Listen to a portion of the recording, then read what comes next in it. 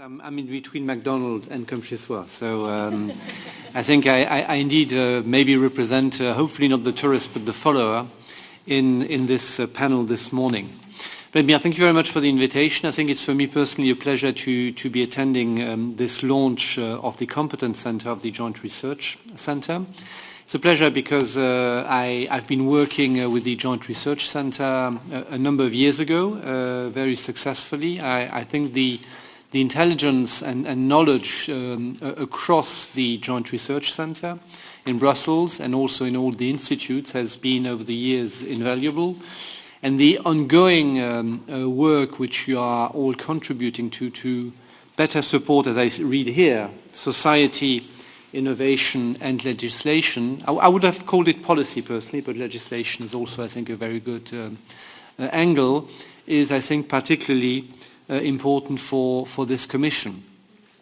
The Juncker Commission, as you are all aware, is focused on a number of priorities, but it is also a very political Commission which is seeking to have a leadership on these 10 priorities in response to the European public and policy debate, but also because these 10 priorities are essential for the future of European societies, European economy, and of course the European Union project. It's a very difficult debate in Europe today, and I think the Commission can make a difference in promoting this debate and the solutions emerging from it if it does have the proper knowledge and database. So it is a very political undertaking, and I'm therefore particularly happy to see how much effort is invested in that knowledge bases across Commission services. It's many services represented this morning, and of course particularly in Eurostat and in the Joint Research Centre. I want to give you a few illustrations of what I'm saying and how we are in the Commission and seen from the SecGen, how we see the importance of better knowledge management, better data, and more topical for this morning, better indicators, including composite indicators. And there are three areas to illustrate it, which I cover briefly. Better regulation, not surprisingly, the European semester, and the EU 2020 process. On better regulation, this is for many of you a well-known framework within which policies are developed in the Commission. And the Juncker Commission and First Vice President Timmermans have made better regulation one of the key priorities to demonstrate across the sphere of stakeholders and our policy interlocutors that we can, as I said, do better policy, do better legislation. But for that, the challenge has been and will continue to be proper evidence and proper data and knowledge to underpin this better regulation effort. And that cuts across the various areas. Impact assessments to begin with. I have great expectations, Vladimir, on the work we are doing together with several DGs around the table and the GRC on MIDAS. I like the word MIDAS. I hope we will indeed turn this big data into gold and underpin therefore better the various models which feed into the impact assessments. But it goes across the entire cycle of better regulation. It also concerns the work done on the fitness checks. We are looking at EU policies not just to develop new legislation, but to see whether what we have done over the many years does produce the intended results. And here also the evidence base is critical to help DGs take stock, debate with stakeholders, and then see in how far the policy and the legislation is in need of adjustment, including possibly new legislation. And what the First Vice President and also Alexander Italiana really expect is that across the entire cycle, which is looking at the stock, preparing new legislation, seeing it adopted and implemented, we have a proper data set to monitor the impact of our policies. And this is lacking. I think there is not a single policy area where we do have a good set of indicators which allow us to do that, and which also allows us to capture the component of our own instruments in changing the reality on the ground.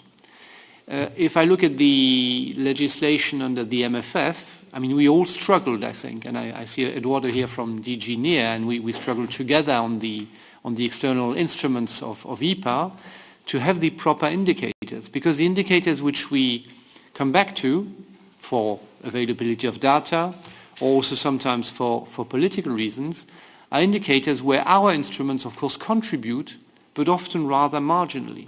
So I think it's going to be a massive challenge to ensure that we can develop the proper knowledge base, evidence base, and data set, which can justify and better shape and focus EU policy action as part of the multi-level governance in Europe.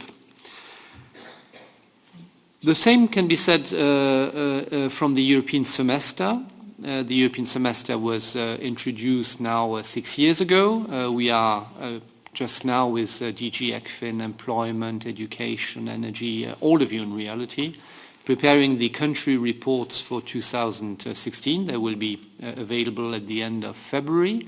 And here again, whilst there are, as Walter said, good data sets on the economic side, it's much more challenging in the other policy areas. And that is critical because it is this analytical basis which we are making, which is then feeding into the identification of the reform needs of member states. So coming from Brussels, coming from the Commission, an information basis which says to a member state, you're lagging behind here, you are of need in reform there.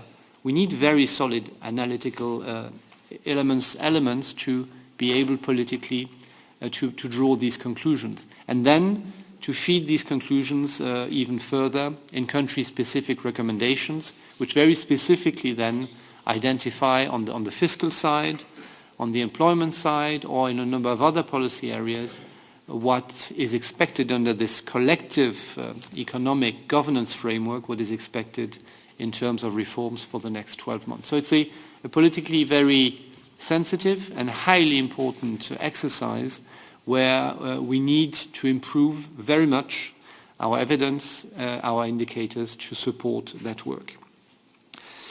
And my last example is EU 2020, which is similar. That's the broad strategic framework which is used by all of us to promote smart and inclusive growth measures and growth policies across all Commission policy areas.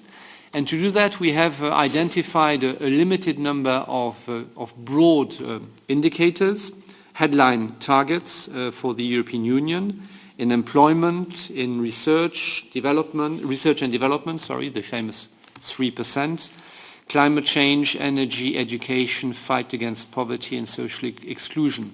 It's a limited number of targets, limited because these were available, chosen also because we believed that these targets were good proxies to drive policy reform at EU level and in member states, but they are really only proxies. And I think there is need also under the EU 2020 strategy to ensure that they drive policy reform, and that these policy reforms, which are driven by each DG or also, by the way, around the European semester, that they are driven by better data sets, better indicators, including composite indicators.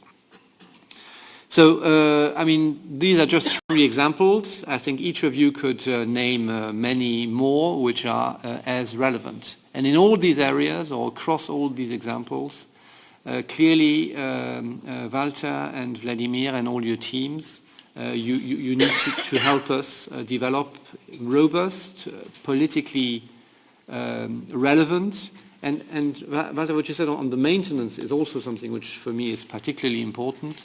Indicators which just are not the right ones now, but are ones which are credible over time, where we feel that indeed there is investment done across knowledge communities, across statistical offices, which make these indicators credible also over time.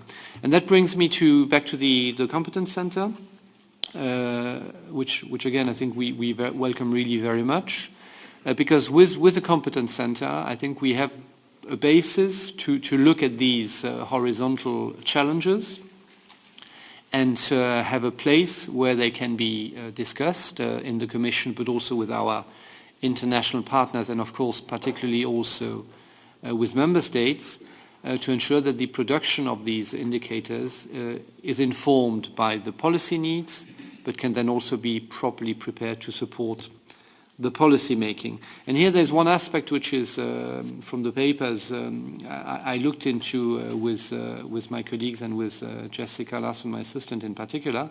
I mean, there's one very important aspect which is the open nature of the centre. I think to be credible in the use of indicators, I think we also need to ensure that they are perceived as legitimate ones in terms of the underpinning analysis and the underpinning data. I mean, of course, I cannot completely resist the punt of Churchill, which is about lies, bloody lies, and statistics. Huh? But that's what it is. It's because we are not very literate in them, obviously, that's one reason. But it's also because I think all of us, we're also pretty good at using indicators and statistics to tell a good story. So we need to ensure that there is legitimacy, and legitimacy will certainly be driven very much also by the open nature of the centre, and by drawing in key players in elaborating and developing these composite indicators, which by themselves are sophisticated and opaque because they are composite. So the process of elaborating them is going to be essential. I think to finish, one key factor I see is the governance of the Competence Centre, and I think, Vladimir, what you propose, I mean, I think you got it absolutely right. I spoke about the open nature of the setup, but I also would like to underline that I very strongly welcome the fact that these centres will be hooked into policy DGs, and the work will be developed with us around the table. And in that context, many of the centres and many strands of the work will be very cross-cutting, and therefore the SecGen will also fully play its part in the governance and in the work of the competence centres. You are contributing to helping us meet the knowledge challenge. We will follow up, by the way, on Walter Deffer's report. This is still ongoing. And you also help us to cut across Commission silos. For these two reasons, Vladimir, thank you very much for the invitation and for the work ahead.